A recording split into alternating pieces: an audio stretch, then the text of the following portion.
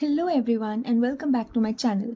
सो आज का वीडियो एक गेम चेंजिंग अपडेट पर है। अगर आप सीए, सीएस या कॉर्पोरेट फील्ड से रिलेटेड हो तो चाहकर भी इस चेंज को आप इग्नोर नहीं कर सकते हो। तो इसका नाम है कॉर्पोरेट लॉज अमेंडमेंट बिल 2026। इस बिल में कुछ ऐसे इंपॉर्टेंट अपडेट्स हैं जो आप चाहकर भी इग्नोर अगर आपने कर दिए ना तो बहुत ज़्यादा दिक्कत में आ जाओगे। तो चलो बिना टाइम वेस्ट किए इसे स्टार्ट करते हैं। जैसा कि हम जानते हैं कि 23 मार्च 2026 को पार्लियामेंट में एक बिल प्रपोज किया गया है जो कि था कॉर्पोरेट लॉस अमेंडमेंट बिल 2026। ये बिल अभी स्क्रूटनी के लिए गया हुआ है, मतलब अभी फाइनल नहीं है और इसमें बहुत सारे चेंजेस अभी भी आ सकते हैं। तो चलो अब इसका एक रिव्यू हो जाए। ये सिर्फ कंप्लाइंस को बढ़ाएगा नहीं बल्कि एक बैलेंस भी क्रिएट करेगा, जैसे ease of doing business, international alignments, transparency, accountability को और ज्यादा स्ट्रॉन्ग करना। Now let's begin with the changes. Change number 1, सबसे पहला और इम्पॉर्टेंट चेंज जो कि रिलेटेड है मैक्सिमम कंपनीज के लिए, क्योंकि डायरेक्टली उनको इम्पैक्ट करेगा। स्मॉल कंपनीज का है ये चेंज।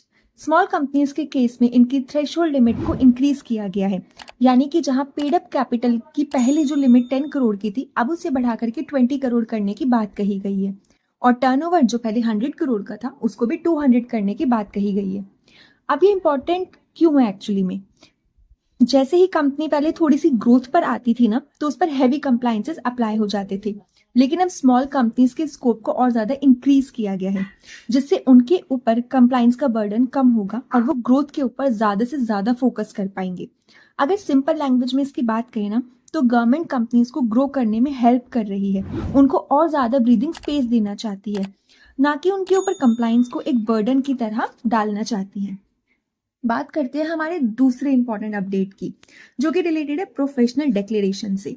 प्रोफेशनल डिक्लेरेशन को भी अब इनकॉर्पोरेशन के टाइम पर मैंडेटरी कर दिया गया है, यानी कि सीए, सीएस, सीएमए और एडवोकेट्स को अब इनकॉर्पोरेशन के डॉक्यूमेंट्स को सर्टिफाई करना बहुत ही ज़्यादा मैंडेटरी है।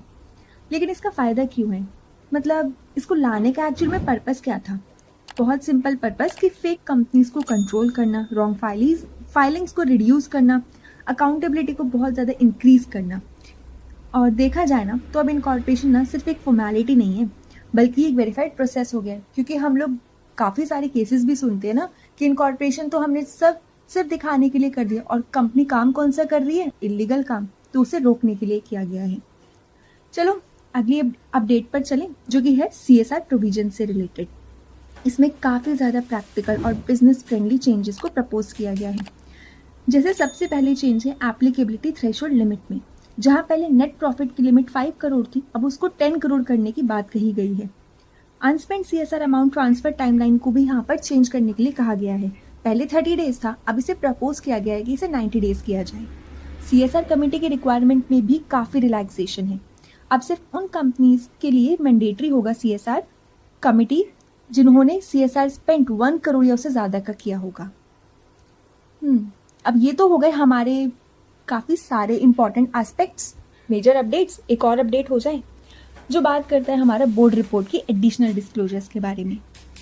ये डिस्क्लोजर्स मैंडेटरी बात करते हैं किस चीज़ के रिगार्डिंग? ऑडिटर्स के रिगार्डिंग, यानी कि जैसे कि ऑडिटर ने कोई रिमार्क दिया है, कोई क्वालिफिकेशन दिया है, तो वो आपको यहाँ पर डिस्क्लोज करना होगा। ऑडिट कमेटी की कॉम्पोजिशन डिस्क्लोज करोगे, रिकमेंडेशन डिस्क्लोज करोगे, रिजेक्शंस के रीज़न भी आपको वहाँ पर देने होंगे। ऑडिट कमेटी ने कोई भी अगर आपका प्रपोजल रिजेक्ट कर दिया या आपने उसका अगर कोई प्रपोजल रिजेक्ट कर दिया तो आपको हर एक चीज़ वहाँ पर क्लैरिफाई करनी होगी। सिंपल इसका पर्पस ट्रांसपेरेंसी को इंक्रीज करना, बोर्ड को अकाउंटेबल बनाना, इन्वेस्टर्स को क्लैरिटी देना। इन शॉर्ट अब सिर्फ रिपोर्टिंग नहीं करनी है बल्कि एक प्रॉपर एक्सप्लेनेशन बेस का देना होगा। आगे चलें, कॉर्पोरेट स्ट्रक्चर के एक इंपॉर्टेंट अपडेट की भी तो बात करें। बात करते हैं सेक्शन नंबर 68 की, जो कि रिलेटेड है बायबैक से। बायबैक के रूल्स पे भी काफ़ी ज़्यादा रिलैक्सेशंस आए हैं।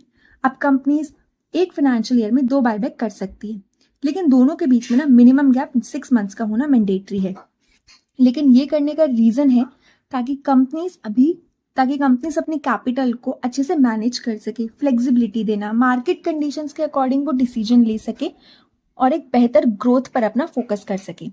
कंपनीज को काफ़ी ज़्यादा फ्रेंडली अजाइल करना ताकि वो ग्रोथ रिलेटेड डिसीजंस ले सके और ग्रोथ ओरिएंटेड बन सके।